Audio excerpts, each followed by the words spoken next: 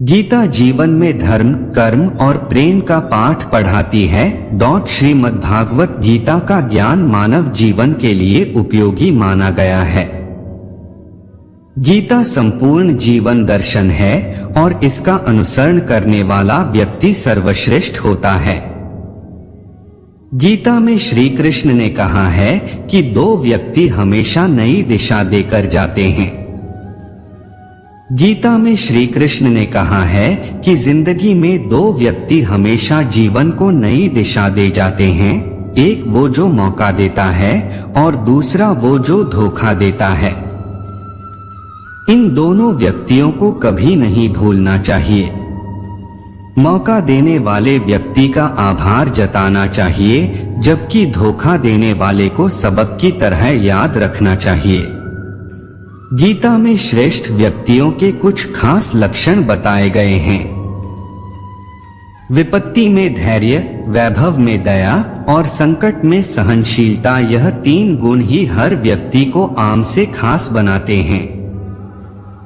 गीता में श्री कृष्ण ने कहा कि परिस्थितियां चाहे कितनी भी खराब हों, वो हमेशा एक जैसी नहीं रहती हैं। वो बदलती जरूर हैं, इसलिए मनुष्य को हिम्मत नहीं हारना चाहिए। श्री कृष्ण के अनुसार ईश्वर कभी भी किसी व्यक्ति के साथ नाइंसाफी नहीं करता, वो उसको केवल वही देता है जिसके वह लायक है। श्री कृष्ण कहते हैं, अगर मेरा भक्त मौन होकर मेरे विश्वास पर सब सुन रहा है तो याद रहे उसके मौन का और उसके विश्वास का जवाब स्वयं मैं देता हूँ। जब भी हिम्मत टूटे तो एक बात हमेशा याद रखना, चाहे कोई आपके साथ हो या न हो, पर ईश्वर आपके साथ हैं और हमेशा रहेंगे।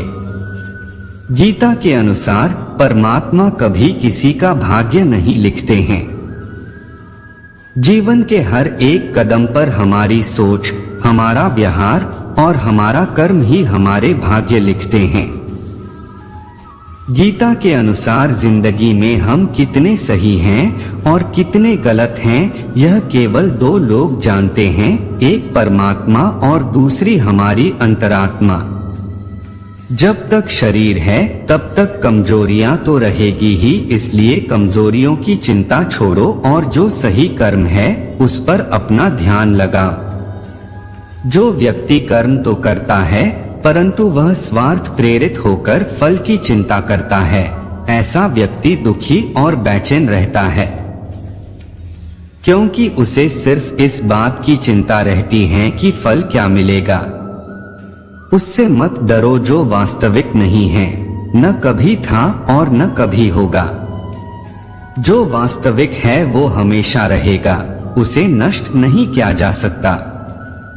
जिस प्रकार सूर्य उगते ही अंधकार मिट जाता है, उसी प्रकार सही ज्ञान की प्राप्ति से अज्ञान का अंत हो जाता है और सभी वस्तुएं अपने वास्तविक रूप में दिखने लगती हैं। यदि आप धर्म करोगे तो आपको ईश्वर से मांगना पड़ेगा, लेकिन यदि आप कर्म करोगे तो ईश्वर को आपको देना पड़ेगा। जब इंसान की जरूरत बदल जाती है तो उसके बात करने का तरीका भी बदल जाता है। जो हो रहा है वो अच्छा हो रहा है, जो होगा वो भी अच्छा होगा, इसलिए व्यर्थ चिंता मत करो। आज जो आपका है वो कल किसी और का होगा और परसों किसी और का, इसलिए व्यर्थ चिंता मत करो। आप भविष्य को नहीं जानते, इसलिए आपने वाले कल की चिंता में आज दुखी मत होना। आप केवल भविष्य का स्वागत कर सकते हैं और इसको संवारने के लिए आज कर्म कर सकते हैं। वह सुख जो लंबे अभ्यास से आता है, जो दुख के अंत की ओर ले जाता है, जो पहले जहर के समान है लेकिन अंत में अमृत के समान है, इस तरह का सुख अपने मन की शांति से उत्पन्न होता है। जब मन व्याकुल हो तब कोई भी निर्णय न लें। भरे हुए मन से लिया गया निर्णय कभी सही नहीं होता। जब भी आप किसी भी तरह की परेशानी में या दुविधा में हो तो इस ग्रंथ को पढ़ लें। इस ग्रंथ को पढ़ने से आपको अपनी परेशानी का हल जरूर मिल जाएगा। जिस तरह से गीता का ज्ञान सुनने के बाद अर्जुन अपनी दुविधा से निकल पाए थे, उसी तरह से गीता पढ़ने के बाद आप भी अपनी हर दुविधा से निकल पाने में कामयाब होंगे। कई बार हम लोग सही निर्णय लेने में असमर्थ होते हैं और क्या सही है और क्या गलत इसका फर्क नहीं कर पाते हैं। हालांकि श्रीमद् भागवत गीता को पढ़ने से आपको सही निर्णय लेने में मदद मिलेगी। मानव कल्याण ही भगवत गीता का प्रमुख उद्देश्य है, इसलिए मनुष्य को अपने कर्तव्यों का पालन करते समय मानव कल्याण को प्राथमिकता देना चाहिए। जो लोग चिंता या तनाव में रहते हैं, उनको श्रीमद् भागवत गीता को जरूर पढ़ना चाहिए। इसे पढ़ने से चिंता एकदम दूर हो जाती है।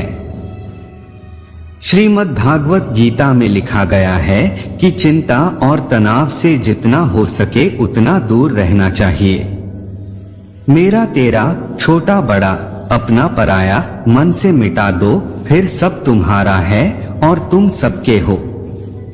कोई भी व्यक्ति जो चाहे बन सकता है, यदि वह व्यक्ति एक विश्वास के साथ इच्छित वस्तु पर लगातार चिंतन करे।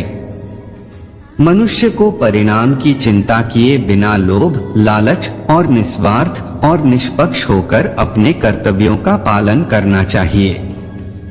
मनुष्य के दुखों का कारण उसका मोह है। जितना अधिक मोह करेगा उतना ही अधिक कष्ट भोगेगा। मनुष्य को सात्विक भोजन करना चाहिए। यह आयु बढ़ाने वाला, जीवन को शुद्ध करने वाला तथा बल, स्वास्थ्य, सुख तथा तृप्ति प्रदान करने वाला होता है। समस्त प्रकार के धर्म का परित्याग करो और मेरी शरण में चले आओ। मैं तुम्हें सभी पापों से मुक्त कर दूंगा। डरो मत। जन्म लेने वाले के लिए मृत्यु उतनी ही निश्चित है जितना कि मरने वाले के लिए जन्म लेना, इसलिए इस पर शोक नहीं करना चाहिए। भाग्य के भरोसे केवल वही लोग बैठे रहते हैं जिनके जीवन में कुछ करने के लिए प्रेरणा नहीं होती है।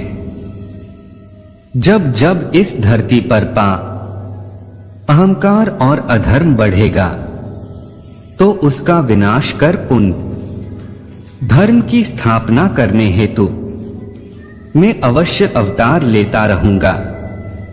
इतिहास कहता है कि कल सुख था, विज्ञान कहता है कि कल सुख होगा, लेकिन धर्म कहता है अगर मन सच्चा और दिल अच्छा हो तो हर रोज सुख होगा। मानव कल्याण ही भगवत गीता का प्रमुख उद्देश्य है। इसलिए मनुष्य को अपने कर्तव्यों का पालन करते समय मानव कल्याण को प्राथमिकता देना चाहिए। वह व्यक्ति जो अपनी मृत्यु के समय मुझे याद करते हुए अपना शरीर त्यागता है, वह मेरे धाम को प्राप्त होता है।